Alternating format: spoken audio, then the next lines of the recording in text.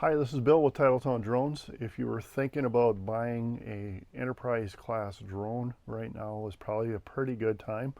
With prices going up all the time, we rarely see them go down.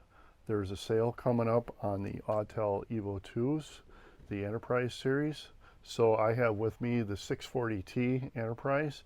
This entire kit normally retails for $9,200. It's dropping in price to $87, so $500 savings for a period of 1 month. If you've been shopping for one of these, you kind of know what the pricing is like, and we've seen some price increases over the last couple of years on all this type of equipment. So when a sale comes along, probably a good idea to snap one of these up.